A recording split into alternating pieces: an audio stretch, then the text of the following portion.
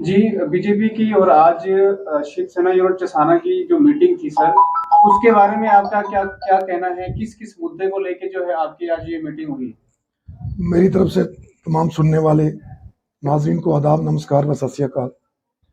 इस समय हम चसाना के मुकाम पर हैं और मुझे यहाँ से एक दावत मिली थी कि आप चसाना आइए और हम आपसे कुछ बातचीत करना चाहते हैं। मुझे बुलाया गया था, हमारे मुबारक सिंह जी मेरे साथ बैठे हैं, शिवसेना यूनिट 57 गुलाबगढ़ के ओवरऑल इंचार्ज हैं, 56 गुलाबगढ़ कॉन्स्टिट्यूंसी के इंचार्ज हैं, और चलान सिंह जी हैं, ये ब्लॉक प्रेसिडेंट है ब्लॉक चसाना के शिव सैनिक। और साथ साथ में हमारे यहाँ कुछ और लोग भी आए हैं, अहमदीन साहब हैं, मोहम्मद अमीन साहब हैं, और मोहम्मद दीन साहब एक्स सरपंच, और सुषमा देवी जी जो प्रभारी हैं इस ब्लॉक की, ये सरपंच भी हैं। यहाँ सभी लोग आए थे, हमारी बहुत डिटेल में बातचीत हुई। ये सभी पार्टी, हमारे जो मुबारक सिंह जी हैं और इनकी पूरी टीम भारतीय जनता पार्टी का दामन थामना चाहती है, उसी विषय में हमारी डिस्कशंस हुई। इनके कुछ पॉइंट्स थे वो हमने सुने, और इनको आगे की जो रणनीति है वो मैंने बताई। और ये सभी लोग आदरणीय नरेंद्र मोदी साहब का काम देख के, भारतीय जनता पार्टी का काम देख के, हमारे स्टेट प्रेसिडेंट रविंद्र रैना जी की क्यादत को देख के, अशोक कौल जी हमारे जनरल सेक्रेटरी के काम को देख के, डॉक्टर जतिंदर सिंह जी और पूरा कैडर जो स्टेट का है, इनको देख करके भारतीय जनता पार्टी का दामन थामना चाहते हैं।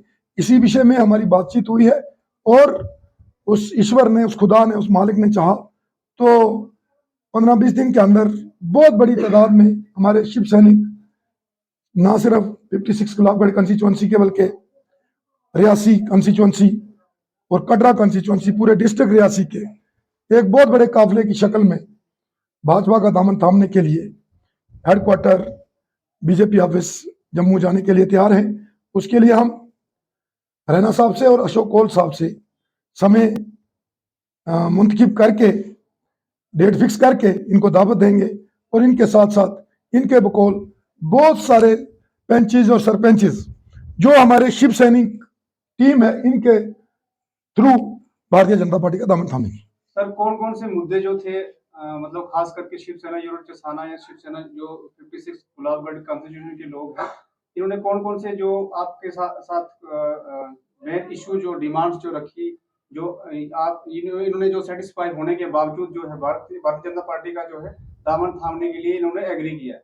तो सर मेन कौन-कौन से पॉइंट थे, इनकी कौन-कौन सी शर्तें थी, जिनको लेके ये आपसे सैटिस्फाई होके आप पार्टी का दामन थामने के लिए जा रहे हैं? देखिए, शर्तें इनकी कोई बड़ी नहीं है, एक आम चीजें हैं, कॉमन बातें हैं, जो हमारे आदरणीय नरेंद्र मोदी साहब की क्यादत में जो काम चल रहे हैं, उनको स्पीड अप कैसे किया जाए, उनको प्रॉपरली ग्राउंड पे कैसे लाया जाए।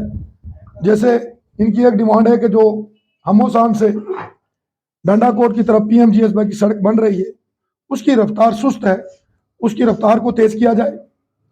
जो ब्रिजेस का काम चल रहा है, मैं उस ठेकेदार साहब को मुबारकबाद दूंगा कि वहां पर 2 ब्रिजेस हैं, एक का काम 90% हो चुका है, और दूसरे पर भी वो काम जल्द अज जल्द करें, इस पर फोकस किया जाएगा।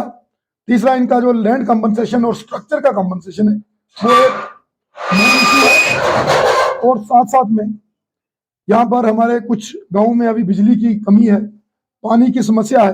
ये सारी चीजें कॉमन चीजें हैं जो सारी भारतीय जनता पार्टी के एजेंडे में, जो हमने सबने करनी है। और मैंने यहाँ छोटी दी आप लोगों के माध्यम से, और दोबारा से ये इनको मैं यकीन दहानी देता हूँ कि मैंने 1 हफ्ते का टाइम लिया है, चाहे वो कंपनसेशन का मसला है, चाहे स्ट्रक्चर की कंपनसेशन का मसला है, चाहे लैंड की कंपनसेशन का मसला है, वहाँ वाटर सप्लाई की कोई प्रॉब्लम है, ये सारी चीजें हम 1 हफ्ते के अंदर इनकी हल करेंगे। और ब्लॉक चसाना के अंदर कुछ ऐसी पंचायतें हैं जिनके अंदर अभी तक जो है लाइट मतलब गांव को इलेक्ट्रीफाइड नहीं किया गया है। सरकार का ये मानना है कि जम्मू कश्मीर पूरे हिंदुस्तान के अंदर एक पंचायत जो है इलेक्ट्रीफाइड हो चुकी है। सर कहीं ना कहीं सरकार की भी कमी है, बीजेपी की कमी है, जो सेंटर में है उनकी गवर्नमेंट, इसकी वजह से अभी तक जो है हिली एरियाज के अंदर लाइट इलेक्ट्रीफाइड विलेजेस नहीं है, रोड कनेक्टिविटी नहीं मिली है। तो सर आप किस तरह से इस चीज को देखते हैं जिससे ये लोगों के ऊपर असर पड़े, और बाकी वाली जो जैसे आज शिवसेना ने ज्वाइन किया, कर और पार्टियां भी आपको ज्वाइन करने के लिए आ सकते हैं। सर आप इस मुद्दे के बारे में क्या कह सकते हैं, लोगों को क्या विश्वास दे सकते हैं कि आने वाले समय में जब अगर बीजेपी की सरकार जम्मू कश्मीर में बनती है तो सबसे पहली प्रायोरिटी क्या होगी आपकी सर? देखिए, सड़कों की जो बात है, मैं कोटि कोट नमन करता हूं हमारे स्वर्गीय अटल बिहारी वाजपेयी साहब को कि जिन्होंने पीएमजीएसवाई स्टार्ट किया था। बदकिस्मती से बीच में 2 टेनवर हमें मौका नहीं मिला और इन सरकारों ने उस स्कीम को धर्म भरम कर दिया। बस 2014 के बाद आप देखते हैं कि जितनी सड़कें डिफॉल्ट बड़ी थी, लिंग्विस्टिक में चली गई थी, ठेकेदारों ने अर्थवर्क करके पैसा निकाल दिया था और छोड़ दी थी, वो सारी सड़कें आज, मुझे नहीं लगता कि इस कॉन्स्टिट्यूंसी के अंदर कोई ऐसी सड़क है जो इन्होंने बर्बाद की थी वो दोबारा पटरी पे नहीं लाएगी। बाकी रही बात के समय लगता है, बिगड़े हुए काम थे और आज मुझे लग रहा है कि 100% सड़कों पे हमारा काम चल रहा है, खासकर पीएमजीएसवाई का।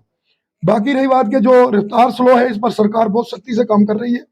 कल भी आदरणीय नरेंद्र मोदी जी और अमित शाह जी की डायरेक्शंस पे आउटरीच प्रोग्राम के तहत हमारी डॉक्टर भारती पवार जी रियासी के अंदर आई थी। हमने वहां मेमोरेंडम भी दिया है और उस मेमोरेंडम में सारी चीजें लिखी हैं कि हमारे चसाना के अंदर, मोहर के अंदर, गुलाबगढ़ के अंदर और थुरू ब्लॉक, हमारे 4 ब्लॉक है कॉन्स्टिट्यूंसी के, जो जो प्रॉब्लम्स है उनको कैसे एड्रेस किया था, उन्होंने श्योरिटी दी है। ये सारी चीजें होंगी और ये प्रायोरिटी भी होंगी। रही बात बिजली की, बिजली की तो प्रधानमंत्री साहब ने आके 18,000 विलेजेस इलेक्ट्रीफाइड किए हैं, लेकिन बीच में कमी कहाँ रही, लोकल लेवल पे जो एम्प्लॉइज थे इन्होंने गलत इंफॉर्मेशन दी और कुछ एरिया बचे हैं, हम ये मानते हैं, इसमें बहुत सारे एरिया बचे हैं जिसमें वो 20-30% गाँव ऐसे हैं या हैबिटेशन, और उनको जल्दी इलेक्ट्रीफाइड किया जाएगा। और मैं आपके माध्यम से कहना चाहूंगा कि इस वक्त मल्लीकोट के विलेज के जितने भी अनइलेक्ट्रीफाइड थे, चाहे वो चुंगरा, ब्रांगला, उनके टेंडर हो गए हैं, वो काम चल रहा है और इसी तरह जो भी लेफ्ट आउट है इन सब पे काम होगा। चलान जी, आप एक शिवसेना के ब्लॉक प्रेसिडेंट थे तहसील चसाना से, तो आप ये हमें बताना चाहेंगे आज आपने जो भारतीय जनता पार्टी में जाने का मूड बनाया, कहीं 20-25 दिन के बाद आप पार्टी हेडक्वार्टर जम्मू जाने वाले हैं, आपने बाकी पार्टियां, काफी पार्टियां थी उनको छोड़ के आपने भारतीय जनता पार्टी का कैसे मन बनाया कि वहां आप जाएंगे? देखिए, सबसे पहले मैं जितने भी जो लोग आपके इस वीडियो को देखेंगे, मेरी तरफ से सबको सलाम आदाब। तो जैसा कि आपने बताया कि आप मतलब बीजेपी में जाने का मन, तो हमारे कुछ दो दिन पहले मैंने एक बात बताई थी, कुछ मुद्दे थे हमारे जो सर के साथ हमने डिस्कस किए। उन्होंने, सर ने हमें ये मतलब दिलचस्पी दिखाई कि हम इन मुद्दों को आगे बढ़ाएंगे। तो इसी से मतलब हमें एक आश्वासन मिला और इससे लगता है कि बीजेपी मतलब आज सेंटर से लेकर यहाँ तक बीजेपी की सरकार है, तो इनके अलावा, बीजेपी के अलावा हमारे मसले कोई भी हल नहीं कर सकता है। तो हमारे कुछ मुद्दे थे, उन पर सर ने हामी भरी है। कुछ मुद्दे इन्होंने बोला जो हमारे तक होंगे वो हम ही कर लेंगे, और कुछ जो अगर हमसे नहीं होंगे तो हम स्टेट लेवल तक इन बातों को पहुंचाएंगे। आप शिवसेना पार्टी को क्यों छोड़ रहे हैं? आपको क्या ऐसा क्या लगा कि आपने शिवसेना पार्टी छोड़ के भारतीय जनता पार्टी में जा रहे हैं?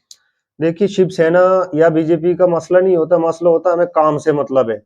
जहां से हमें अगर काम मिल सकता है, हमारी पब्लिक को जहां से अगर फायदा हो सकता है, हमें वहीं पे जाना है। बीजेपी में जाने का मतलब ये है कि अगर बीजेपी हमारे काम करे तो हम बीजेपी के साथ हैं। अगर बीजेपी हमारे काम करेगी तो हमें कौन सा वो फिर मतलब होगा कि हम बीजेपी में ना जाए। कुछ लोग जैसे बोलते हैं जी बीजेपी में नहीं जाना, ये नहीं करना। हम एनसी को अगर वोट दे सकते, कांग्रेस को दे सकते, तो बीजेपी को क्यों नहीं देंगे अगर वो काम करेंगे? चलान सर, मैं आपसे एक क्वेश्चन करना चाहूंगा। जैसे आपने बोला था कि हमारा सबसे मेन मुद्दा ये होगा कि हम एसटी स्टेटस के लिए जो है लड़ाई लड़ेंगे, बीजेपी को सपोर्ट करेंगे, वो अगर हमारी बात हाई लेवल तक पहुंचे। जैसे राजौरी पुंछ में जो है पहाड़ी स्टेटस का जो दर्जे के लिए लोग काफी उन्होंने स्ट्रगल की, और इवन के अमित शाह जी भी आए थे राजौरी में, उन्होंने भी बताया है कि ये प्रोसेस चल रहा है। तो आपका जो है एसटी स्टेटस के लिए या पहाड़ी स्टेटस के लिए डिस्ट्रिक्ट रियासी के लिए आपकी क्या डिस्कशन हुई जो है प्रदीप सर के साथ? जी, मेरा तो मेन मतलब जो जर्नल मुद्दा था वो यही था कि हमारे डिस्ट्रिक्ट को भी जो है पहाड़ी स्टेटस में ढाला जाए। एसटी का मसला नहीं है, जैसे पुंछ राजौरी के लोग जो है बहुत ज्यादा डेवलप्ड पढ़े लिखे लोग हैं, अगर वो स्ट्रगल कर सकते तो हमारा डिस्ट्रिक्ट रियासी बहुत बैकवर्ड एरिया है। लोग जो है अनअवेयर है, मतलब किसी को पता नहीं है अपने हक के बारे में। तो कोई सर्वे हो जाए। मैं मतलब सरकार को भी ये कहना चाहता हूँ कि सर्वे कीजिए, हमारे लोग किस कंडीशन में रहते हैं। हमारा यही मुद्दा था, सर के सामने भी हमने बोला कि पहाड़ी ज्यादा नहीं, हमें एसटी नहीं चाहिए, तो पहाड़ी स्टेटस हमें मिलना चाहिए डिस्ट्रिक्ट रियासी को भी। तो सर ने बोला कि ये चीज जो है जर्नल बात है, हम स्टेट प्रेसिडेंट बीजेपी के उनके पास जाएंगे या जनरल सेक्रेटरी जो भी है प्रभारी, तो उनके सामने हम ये बात रखेंगे, अगर हो सकता है तो कमीशन बनाए गवर्नमेंट, और यहाँ मतलब हमारे लोगों को भी इस चीज में शामिल किया जाए पहाड़ी स्टेटस में। तो सर ने इस पे मतलब हाँ किया है। सर, आप एक शिवसेना 56 कंस्टिट्यूंसी के जो चेयरमैन थे, आज वो छोड़ के आप भारतीय जनता पार्टी में जा रहे हैं। कुछ दिनों के बाद आप ज्वाइनिंग करने के लिए पार्टी हेडक्वार्टर जम्मू जा रहे हैं, तो आपको ऐसा क्या लगा कि आप अपनी पार्टी छोड़कर भारतीय जनता पार्टी ज्वाइन कर रहे हैं? जय श्री राम। मैं मीडिया का स्वागत करता हूं। ये हम अपने शिवसेना डिस्ट्रिक्ट प्रेसिडेंट के आदेश के अनुसार जो है हम ये आज मीटिंग यहाँ पर हमने बुलाई है। यहाँ पर हमने देखा कि हमारी ये बीजेपी पार्टी जो है सेंटर से लेकर यहाँ तक बहुत अच्छे काम करती आ रही है, और पूरे जम्मू कश्मीर में छोड़कर या पूरे मतलब वर्ल्ड में बीजेपी का जो है नाम बहुत ऊंचा चल रहा है। इस चीज़ को देखने के बाद हमारे को ऐसा लगा कि हम बीजेपी को ज्वाइन करें। यहाँ पर के हमारी शिवसेना के जो डिस्ट्रिक्ट प्रेसिडेंट थे उनका भी हमारे को इशारा है कि हम बीजेपी के दामन थामे, क्योंकि इसमें देखा जाता है कि सब पार्टियों के बीच में आज तक जितना डेवलपमेंट नहीं किया, 47 से लेकर अभी तक जितना डेवलपमेंट नहीं हुआ, जितना तो हमारी बीजेपी सरकार ने 10 या 15 साल के बीच में काफ़ी हिंदुस्तान को आगे तक लिया है। और हमारे एरिया में काफ़ी सारे हकूक़ जो दिलाए हैं। तो पहले कांग्रेस या दूसरी पार्टियों की नाम नहीं लेना चाहता हूँ, दूसरी पार्टियों का जो हुकूमत होती थी तो किसी गरीब आवाम को ये पता नहीं होता था कि हमारे क्या क्या हकूक़ है, दिल्ली से हमारे हकूक़ क्या होते हैं। यहाँ तक कि ये पता नहीं होता था कि हमारा राशन जो है महीने का कितने किलो मिलता है। तो हमारी बीजेपी सरकार आने के बाद जो है हर गरीब आवाम को इस चीज़ का ये पता लगाया गया है कि हर हक जो है वो ले सकते हैं। और बीजेपी ने बहुत अच्छे काम किए हैं और अच्छे कर रही है। रोड कनेक्टिविटी और